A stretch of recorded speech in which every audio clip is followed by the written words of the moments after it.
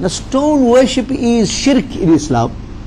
तो खुदा क्या शिरक सिखा रहा है? माज़अल्लाह अस्तग़फिरुल्लाह. Allah subhanahu wa ta'ala teaching you to make sin and shirk. We don't understand the religion and we blurt out things and we accuse the Muslim of very serious offenses when they are not committing it. It's according to the Islam. It's according to the Quran. Allah subhanahu wa ta'ala orders you. So, when Allah subhanahu wa ta'ala focus His tajalli, tajalli is His divine lustre of His divine being. अपने ज़ात की जब तजल्ली किसी चीज पर डाल देता है, तो वो सजदगाह हो जाता है. It becomes a place of worship. It becomes a focus of worship of Allah subhanahu wa ta'ala. Now if you focus towards the Kaaba and you perform your salah, then it is says the best ibadah and the best sajda you ever made. Hajiyon se pucho. Ask those who go for Hajj. Ask those who've been blessed with Hajj and who's blessed from Umrah. When they go in front of the Kaaba, kya halat hoti hai? What happens to them? Now what is happening to you? You are transformed into an elevated feeling of worship of Allah subhanahu wa ta'ala. You feel that you are not standing on the ground. You feel you are elevated above the ground, floating in love and peace, in the glorification of Allah subhanahu wa ta'ala. So question is asked, in front of a stone? Why?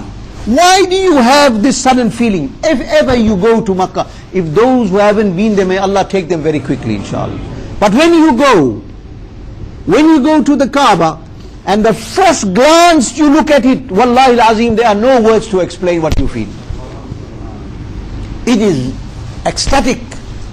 It is so powerful and full of energy that when you look at a stone, a cubed stone, you feel so elevated. What will be your state if you see Rasulullah sallallahu alaihi wasallam? Tumhari kya halat hogi?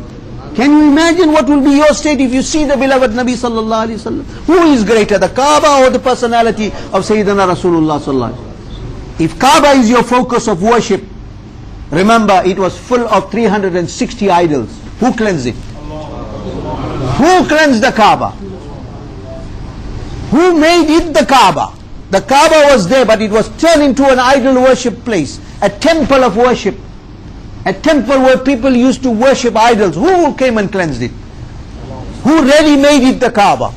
Who removed the idols from there and taught the Muslim how to worship Allah subhanahu wa ta'ala, that this is shirk, remove it? Our beloved Rasul Sayyidina Mustafa sallallahu alaihi wasallam. Obviously, he who cleanses is more powerful and more elevated and more excellent than the cleansed. So the Nabi alayhi salatu wasalam, is the cleanser of the holy Kaaba, that is the focus of Allah's worship, and you make sajda towards it, you are worshipping Allah. Okay? You understood that part of it, you understand. But you question that is asked by the Sahaba, that where is Allah? So Allah is more closer to you than your jugular vein. Nahnu aqrabu ilayhi min hablil warid. Is more closer to you than your jugular vein. Now the question arises, is the Kaaba Allah? No. Is Maqam Ibrahim Allah? No. If anybody regards Maqam Ibrahim as Allah, is committing kufr. But one who faces towards it, when you perform the tawaf, you will see the people rushing to one spot around the Kaaba, one spot. Where? Maqam Ibrahim. They will go behind it and they will try and perform 2 rakats of the nafil of tawaf. Why behind that? Because Allah subhanahu wa ta'ala says, go there. Because there lies the nishani. There lies the symbol of my beloved Khalil, Sayyidina Ibrahim Khalilullah, ala nabiyana alayhi salatu wasalam. Agar Ibrahim Khalilullah ke naqsh qadam ki ye shaan hai, hamare Aqa Sayyidina Mustafa sallallahu alaihi wasallam ke naqsh qadam ki kya shaan hogi?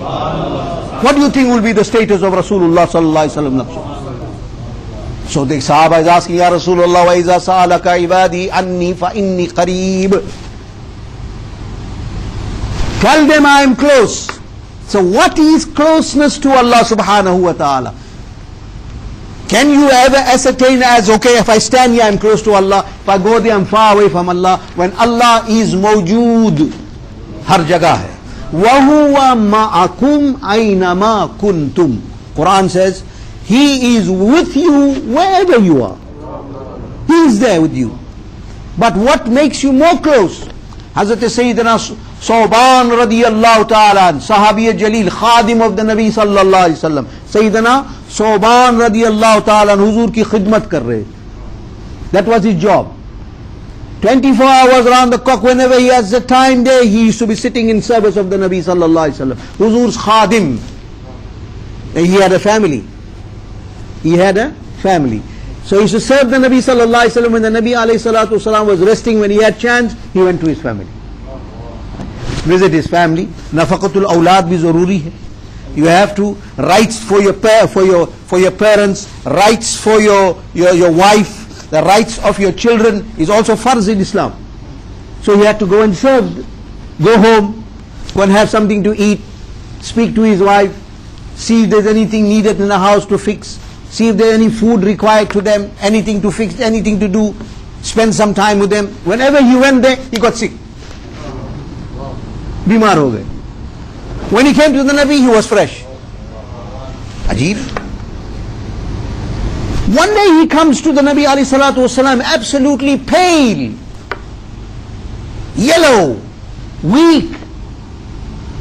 He's coming into the Masjid al-Nabawi Sharif. Nabi sallallahu alayhi wa sallam looks and says, Sawban, what has happened to you? Tumko kya ho gaya?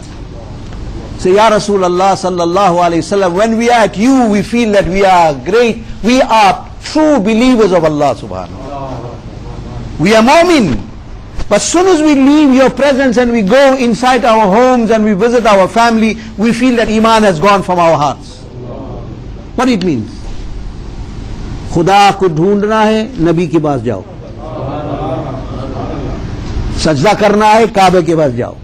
What it means? These are pivot points where Allah subhanahu wa ta'ala casts His tajalli and He makes it a focal point of His worship and His closeness. Qareeb. You want to go Qareeb to Allah subhanahu wa ta'ala, you get close to those who are close to Allah subhanahu wa ta'ala. Example, Shahanshah Baghdad, Sayyid Abdul Qadir al-Jilani Ghaus al-Azam radiyallahu ta'ala, one of his murids passed away. Give you just an example. His murid passes away. What is murid? Dhobi. Hospak ki dhobi. He used to wash the clothes of Huzur Ghaus al-Azam radiyallahu. Very bear in mind. This incident is written by the great narrators of the incidents of Huzur Ghaus al-Azam radiyallahu ta'ala, like Sayyidina Shaykh Imam al-Muqri, Arif billah, Imam Abul Hasan Nuruddin Shatnufi al-Shafi'i radiyallahu ta'ala. He's a great alim and great wali of Allah, who was a senior lecturer at second generation from Huzur Ghaus al-Azam radiyallahu ta'ala. In the second generation, he was a senior lecturer at Azhar University, where great muhaddis and great imams were his students. Imam al-Zahabi, who is famous for his hadith, right? Imam al-Zahabi, Ibn Kathir, you know of Tafsir Ibn Kathir. Now he is his class fellow. And Imam al-Zahabi used to study by Sayyidina Imam Nuruddin Shatnufi radiyallahu ta'ala and listen to his hadith and his lectures in Deen in Azhar University. He writes, Dhobi. You know what is Dhobi? Wash. Laundra. One who washed the clothes of Huzur Ghaus al-Azam radiyallahu. When you take your clothes, you give it to the laundry. In Urdu, you call it Dhobi. A washer. Washes your clothes. He passed away. Now, he was seen in a dream and he was asked, what happened? He said, I passed away. Angels came in a qabr. That's the normal procedure. Two angels came. They asked, Man Rabbuka? He didn't ask anything else but asked, who is your Lord? Tumhara Khuda kaun? Now this deals with Tawheed of Allah subhanahu wa ta'ala. Allah के बारे में सवाल किया जा रहा है. You know what he answers? I don't know anything. I am the Dhobi of Ghaus Pak. हम कुछ नहीं जानते. ये सब मुझसे मत पूछो. मादीनु का ये सब मुझसे मत पूछो. Don't ask me all this question. I am Ghaus Pak's Dhobi. Angels, फरिश्ते क्या अजीब आदमी है. खुदा के बारे में पूछ रहा है, ये कह रहा है मैं Ghaus Pak का धोबी. Now these are not fairy tales. Please understand. If I have to touch on the aspect of the spirituality of Huzur Ghaus al-Azam, Shaykh Abdul Qadir Jilani radiyallahu ta'ala, it will require many sessions for you to sit, to understand in reality how this world, spiritual world works. It's not something that you, in your own whims and fancies, say, this man sitting here on the day of Jummah on a mimbar and he's giving us fairy tales. Fabricated stories. These are not fabricated stories. I am a responsible person. I'm sitting on a responsible mimbar of Rasulullah sallallahu alaihi wasallam. I don't have time for fabrications. I don't deal with fabrication. I deal with authentic narrations of deen, of Islam, of personalities who are the true servants of Allah subhanahu wa ta'ala, who are examples that we have to follow to get close